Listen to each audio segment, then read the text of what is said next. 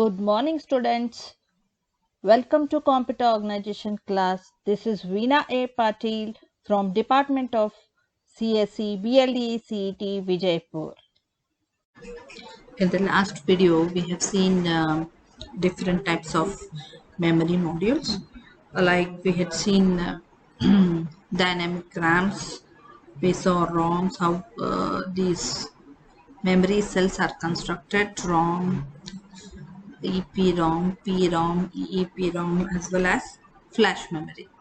So today we are going to learn about speed, size and cost, how it is going to affect. Now, a very fast memory can be implemented using static RAM chips, but these chips are not suitable for implementing large memories because their basic cells are larger, they consume more power than dynamic RAM cells, and they are not cost effective. So, although dynamic memory units with gigabytes capacities can be implemented at a reasonable cost, the affordable size is still small compared to the demands of large programs with voluminous data.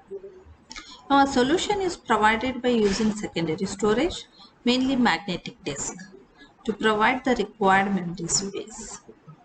Disks are available at a reasonable cost and they are used extensively in computer systems. However, they are much slower than semiconductor units. So a very large amount of cost-effective storage can be provided by magnetic disk and a large and considerably faster. At affordable, main memory can be built with dynamic RAM technology.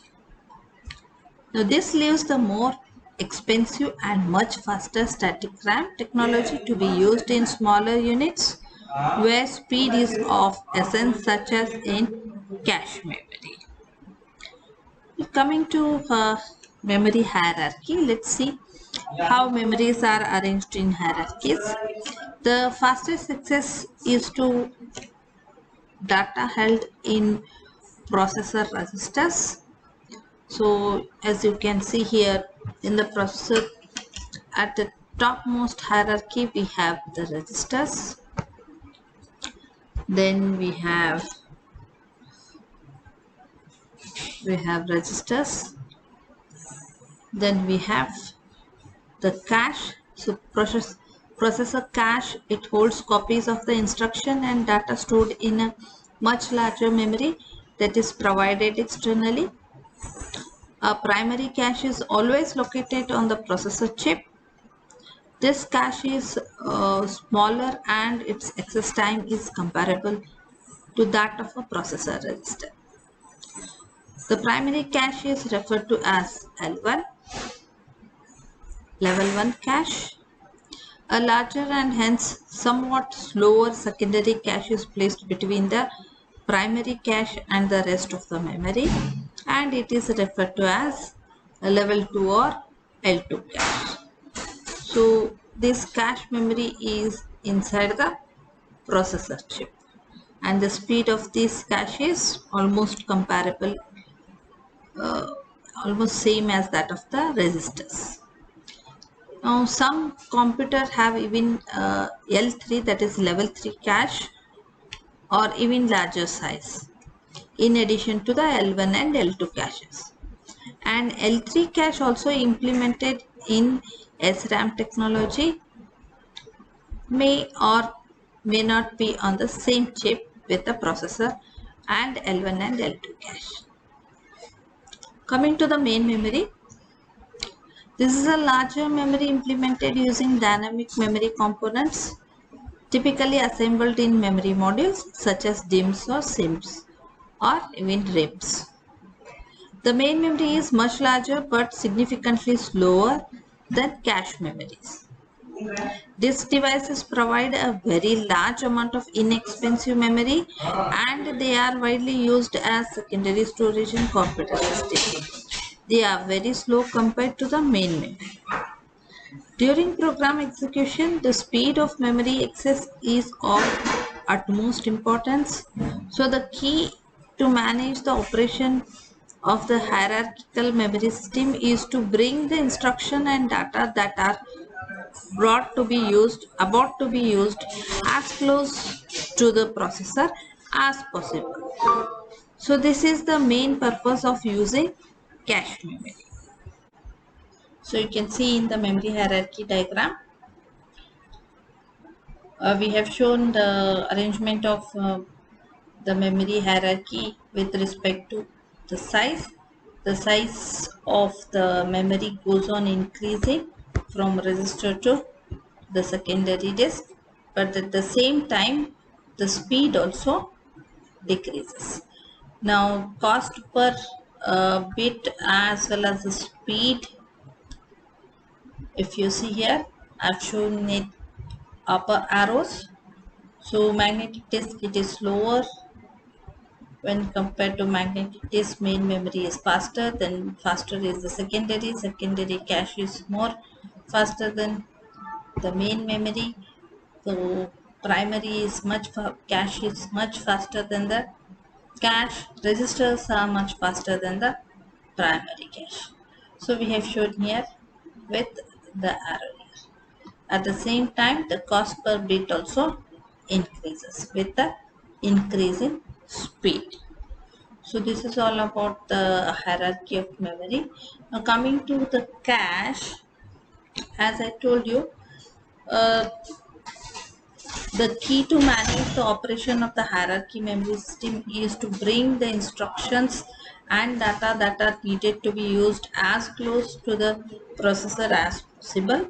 So this is the main purpose of using the cache memory. So the cache is nothing but it is a small and very fast memory interposed between the processor and the main memory.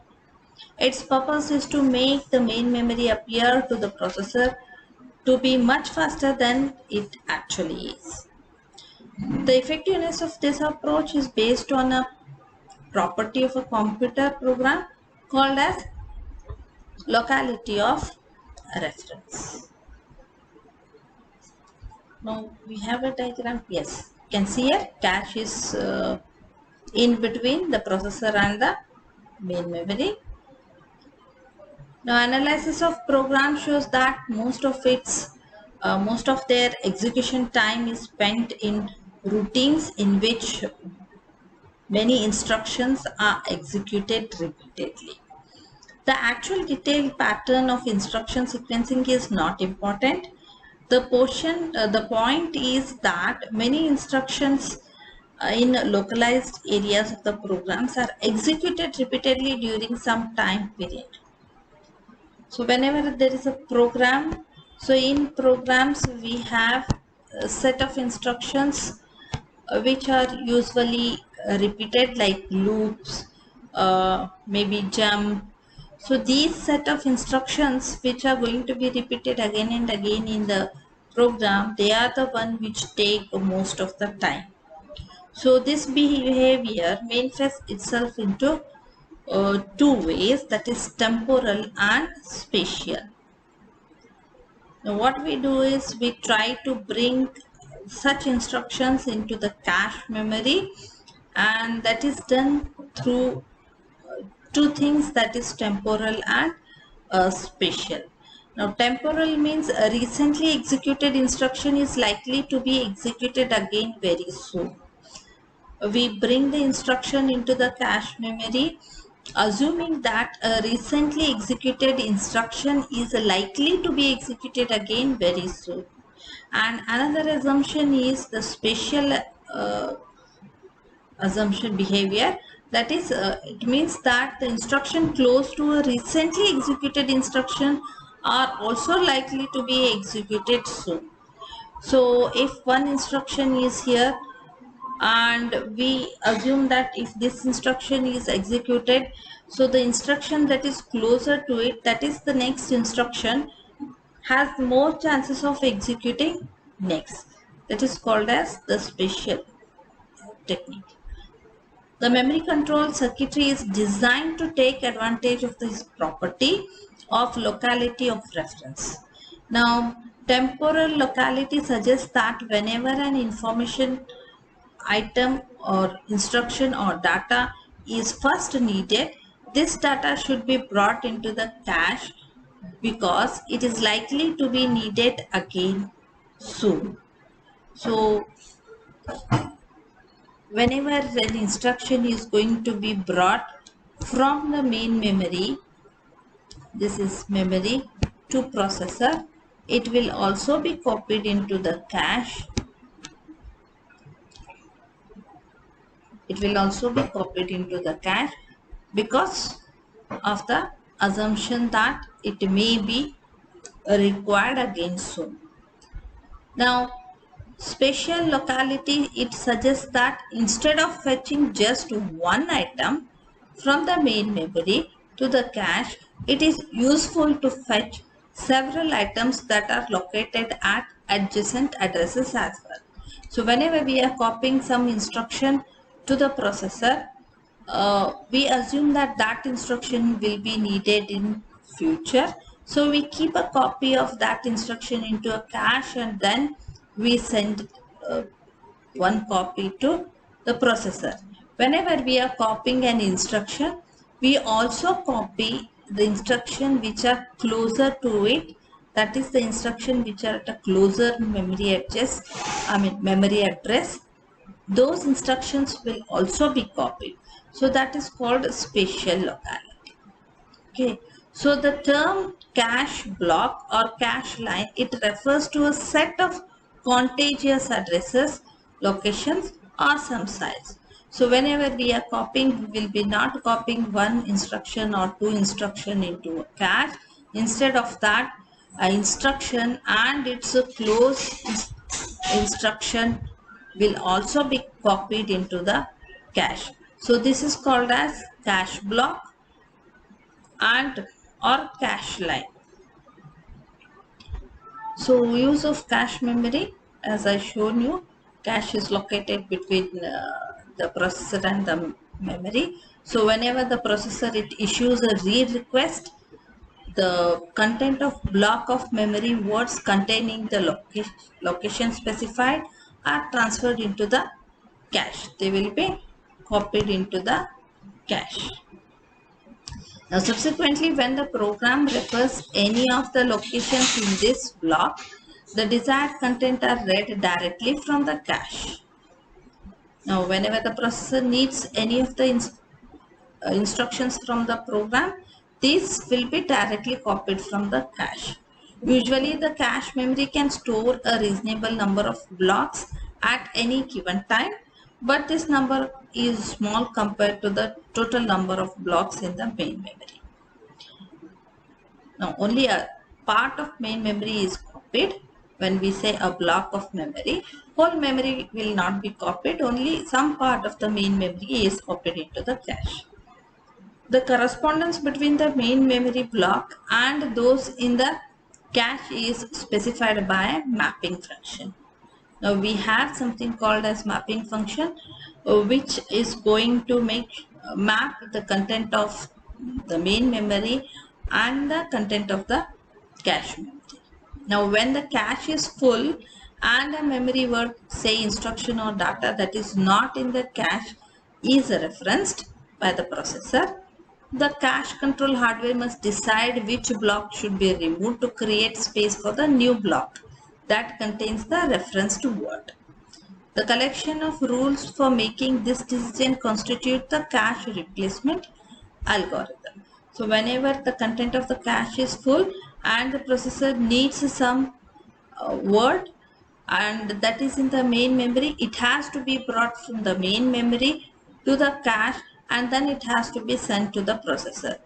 So now if the cache is full, now which block of the memory in the cache has to be replaced by the new block is decided by some set of rules which we call as a replacement algorithm.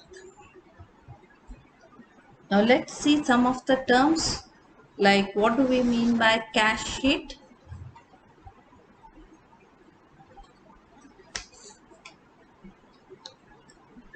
The processor does not need to know explicitly about the existence of the cache. It simply issues read-write request using addresses that refer to location in the memory. The cache control circuitry, it determines whether the requested word currently exists in the cache. Now, if it does, the read-write operation is performed on the appropriate cache location. In this case, a read or write hit is said to have occurred. The main memory is not involved when there is a cache hit in a read-write operation. So whenever a processor requires any instruction, if it tries to find that instruction in the cache memory and that instruction is available in the cache memory, we say a hit has occurred. Okay, so whenever a hit has occurred, the main memory is not involved here. So this we call as a cache hit. Now for a write operation, the system can proceed in one or two ways. Whenever the processor is going to write something into the memory, it can follow different ways. The first technique is called as a write-through protocol. Now in write-through protocol, both the cache location and the main memory locations are updated. Now, as I said, the processor is going to access the content of the cache instead of accessing the instructions from the main memory. It will access the copy from the cache. Now this, say for example, we have a processor here, we have a cache here, we have main memory here. Okay, so now whenever the processor wants to write the content to the memory, it follows two techniques. That is, first technique we call it as a write-through protocol. In write-through protocol, whenever the processor is doing some modification in the instruction or it is going to write something, it is going to do it in both the copies, that is in the cache as well as in the main memory.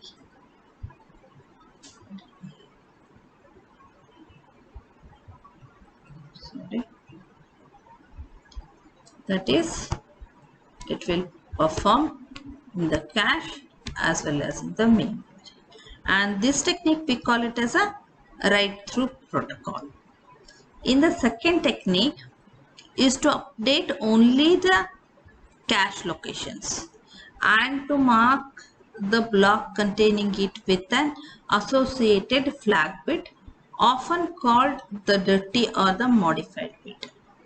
Now in this technique, the processor is not going to make the modifications in the main memory, but it will perform the modifications only in the copy of the cache memory. Now whenever it performs, it also does it by changing the content of its associated flag. So whatever information is stored here, if modification is done here, it will indicate this with a bit which we call as a flag bit, saying this information is modified. So we call it as a dirty or modified bit. The main memory locations of the word is updated later when the block containing this marked word is removed from the cache to make room for a new block. Now this technique is known as the write back or copy back protocol.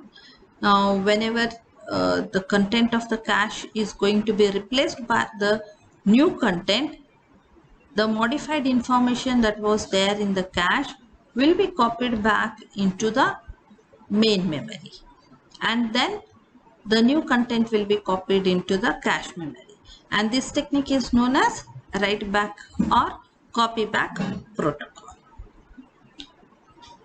The write through protocol is simpler than the write back protocol, but it results in unnecessary write operations in the main memory when a given cache word is updated several times during its cache residency. So to overcome this, we are going to use the write back protocol. The write back protocol also involves unnecessary write operations because all words of the block are eventually written back even if only a single word has been changed while the block was in the cache. Even if a single word is changed, whole block has to be copied into the main memory. So this is the drawback of the write back protocol.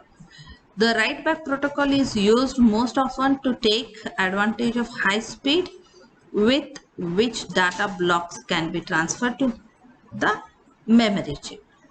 Now, what do we mean by cache misses? Now, cache hit was nothing but whenever a processor tries to access an instruction or a word of information, and if that word of information is found in the cache, we say a hit has occurred. Similarly, what is a cache miss? A read operation for a word that is not in the cache constitutes a read miss. If a processor is trying to access a word which is not there in the cache, we say cache miss has occurred or read miss has occurred. So it causes the block of words containing the requested word to be copied from the main memory into the cache. Now after the entire block is loaded into the cache, the particular word requested is forwarded to the processor. So if a cache miss occurs, the information is brought from the main memory and copied into the cache, and later on it will be sent to the processor. So alternatively, this word may be sent to the processor as soon as it is read from the main memory. The latter approach, which is called load through or early restart, it reduces the processor waiting time somewhat at the expense of more complex circuitry. Now in this process, what happens, whenever we are copying the content from the main memory to the cache and then from cache to the processor, there is a lot of time wasted.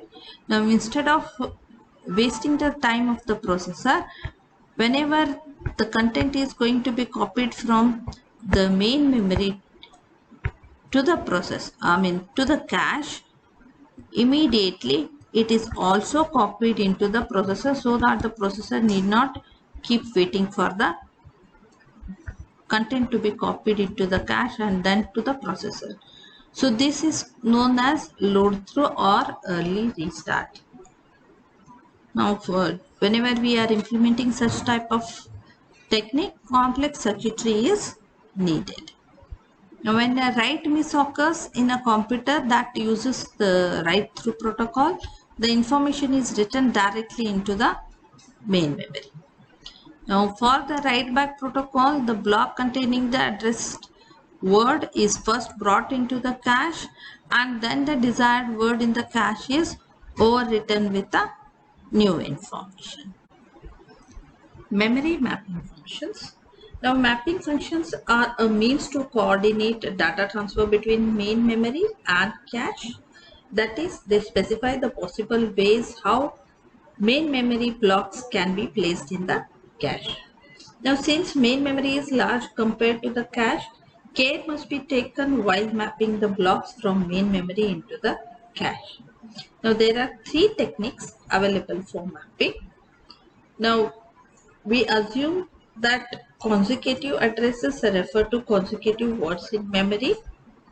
Now to illustrate the mapping technique, let us consider a cache having 128 blocks of 16 words each, that is total of 2048, that is 2k words, and assume that the main memory is addressable by 16-bit address.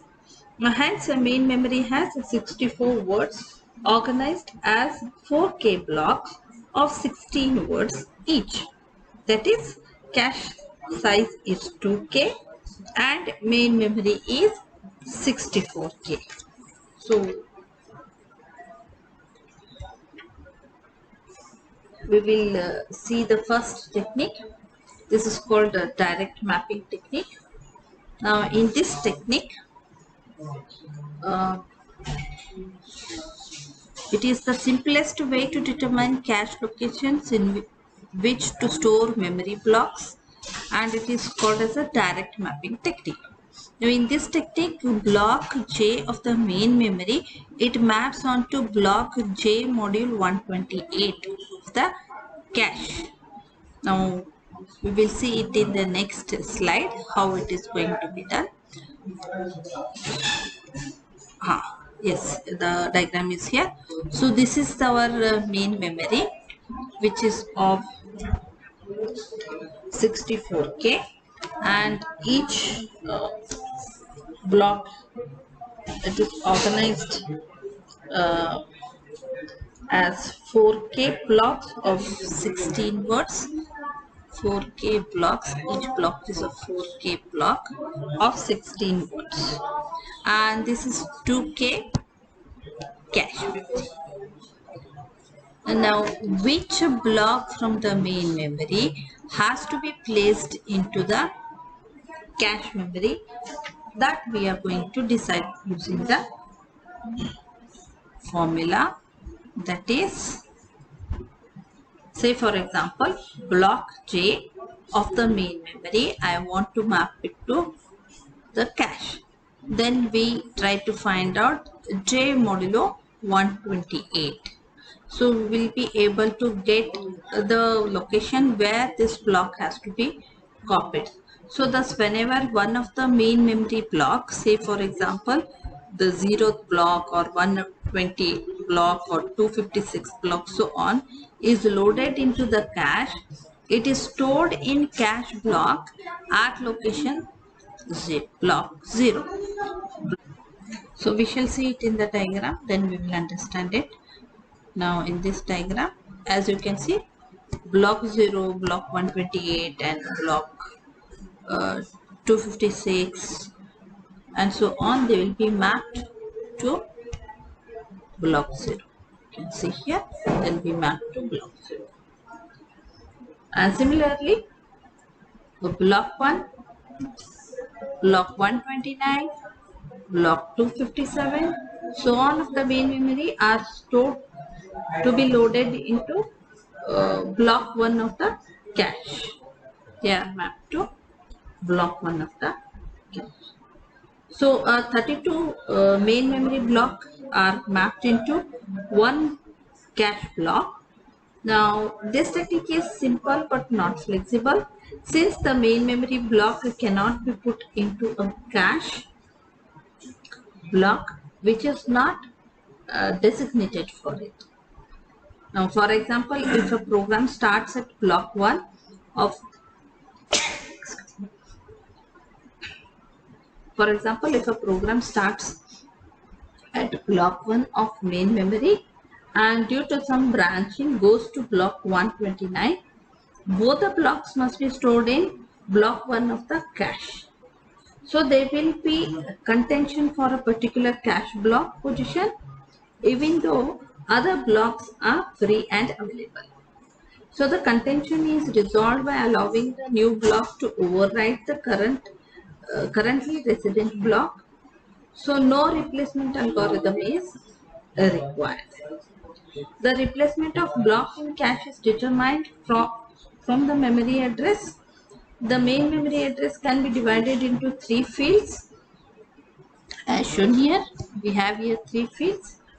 The lower order bytes, they select one of the 16 words in a block, and the 7-bit block address field, it determines the cache position, that is totally 128, in which new block is to be stored. And the high order 5 bits of memory address are stored in 5 tags. You have stacks here stored in the 5 tag bits associated with its location in the cache. Now they identify which of the 32 blocks that are mapped into this cache position is currently resident in the cache. As execution proceeds, the 7-bit cache block field of each address generated by the processor points to a particular block location in the cache. the high order 5 bits of the address compared with the tag bits uh, associated with that cache location, uh, and if they match, then the block containing the required word must be read from main memory and loaded into the cache. Direct mapping is easy to implement and faster, but lacks flexibility, and hence performance is degraded. Now Intel Pentium L1 instruction cache uses this method. Now we have seen how direct mapping works. Now let's have a look on the next method of mapping, which is called as associated mapping. Now to make the mapping technique more flexible, this method adopts a strategy in which a main memory block can be placed into any cache block position. Because we saw in the direct mapping technique, there was a contention when two of the blocks which were mapped to the same block in the cache has to be copied into the cache.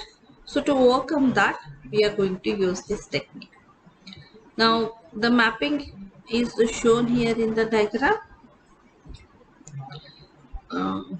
So in this technique, there is no need to identify a specific empty block in cache when a new block arrives. It can be placed in any free cache block.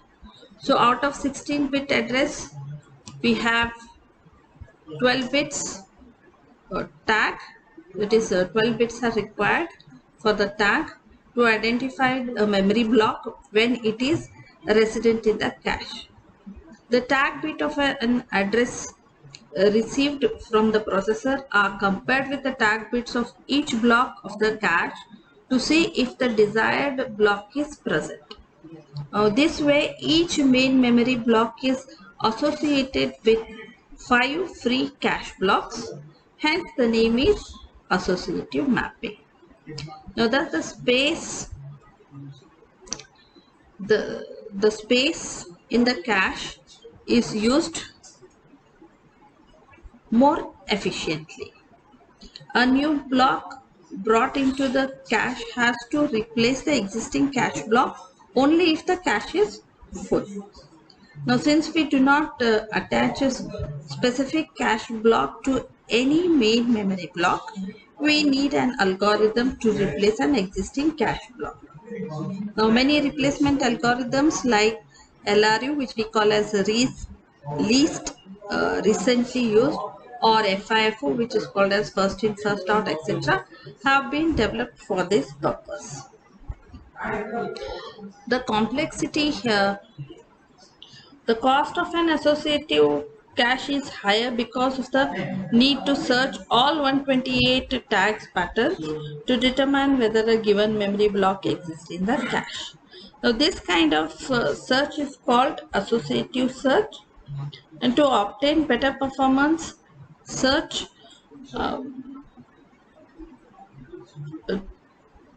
should be done parallelly. Now, fully associated method gives the best performance. However, it is complex to implement. Now, each tag line, it requires a circuitry to compare the desired address with a tag field. Now, we will be using the TLB. TLB is an associative cache, which we will be dealing in the next topic. Now coming to the next method, that is set associative mapping. Now by combining the simplicity of direct mapping and the flexibility of associative mapping, a new method called set associative mapping is developed. Here blocks of cache are grouped into sets, and the mapping allows a block of main memory to reside in any block of a specific set. Thus, that is, block of main memory are associated with set of cache. As you can see, here is the diagram. We have blocks. We have made set of blocks in the cache. So set 1, set 2, set so on. So each set may contain different number of blocks. So let's see that. So thus to some extent contention problem can be solved using this associative mapping. Now an example of this technique we will see here. For a cache with 2 blocks per set, we have taken here 2 blocks per set. In this case, memory block 0, 0, 64, 64, 128, so on up to 4032 can map into the cache block 0, or you can say they can map into a set 0 anywhere here between the blocks 0 and 1. They will be mapped to set 0 of the cache. Now memory block 1, the memory block 65, 165, 129, so on 4033, they can be mapped into cache set. They can be mapped into cache set 1, set 1 of the cache, and so on. That is, they have a flexibility to be mapped either to block 2 or block 3, anywhere within this space. So any memory block can occupy either of the 2 cache blocks positioned within the set. So totally there are 64 sets, and hence a 6-bit set field is needed in the address, which will determine which set of the cache might contain the desired block. And the tag field of the address is then compared to the tag of the 2 blocks of the set to check if the desired block is present. Now compared to associative mapping, that is 128 searches, the search size here it is only 64 searches, and the time is reduced, thus reducing the design cost also. So the arrangement which is shown here in this figure, it is called as a two-way set associative mapping. The number of blocks per set,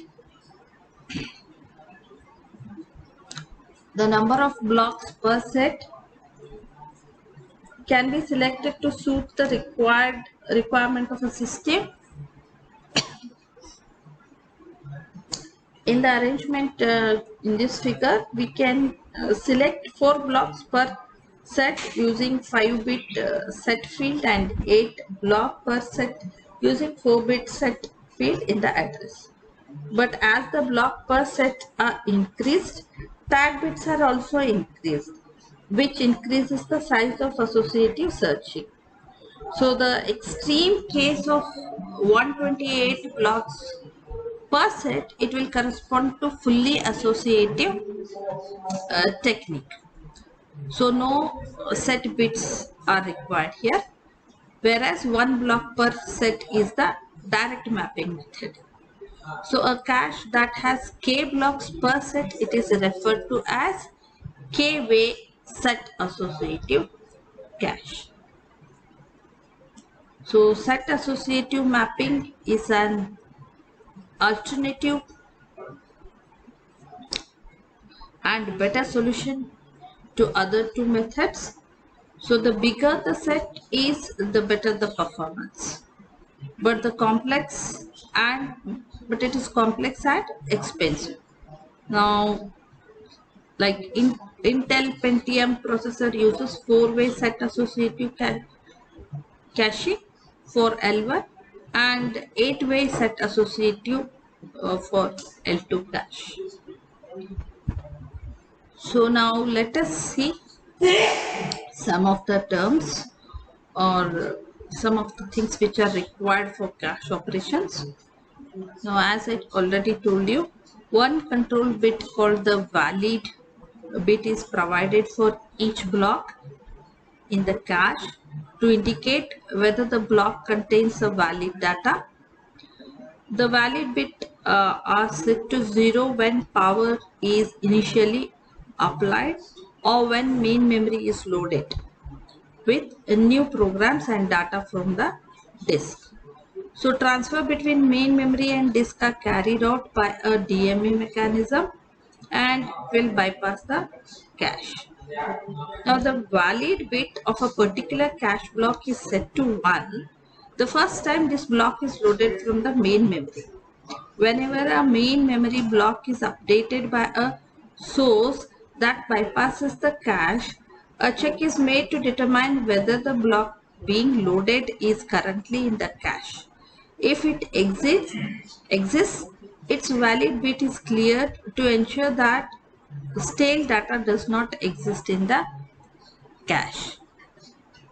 So another bit called the dirty bit indicates when the block in the cache is accessed and modified. So this is required on systems that use write back methods. So when the cache uses write back protocol, the data in the memory might not reflect the change that may have been made in the cache. So when DMA transfer is done between memory and the disk, the data will be different. So one solution is to flush the cache by forcing the dirty data to be written back to the memory before DMA transfer takes place.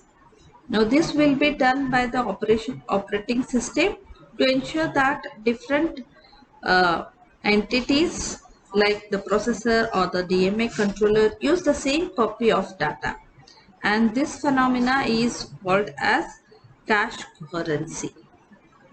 It is called as cache coherency. Now we have seen that after so many discussions, it is clear that if a shared data exists in the system, then a modification to that data has to be affected to all caches and main memory in the system. Now cache coherency is defined as a situation when demands that copies of shared data have the same value at all times in all cache copies. The goal of cache coherency is to ensure that every cache sees the same value for a referenced location, which means making sure that any shared operand that is modified is updated throughout the system. So some of the replacement algorithms are there, so that we will see it in the next video. Till then, please read the textbook and clear your doubts regarding the mapping techniques. Thank you. We'll sign off by now. Thanks for listening patiently.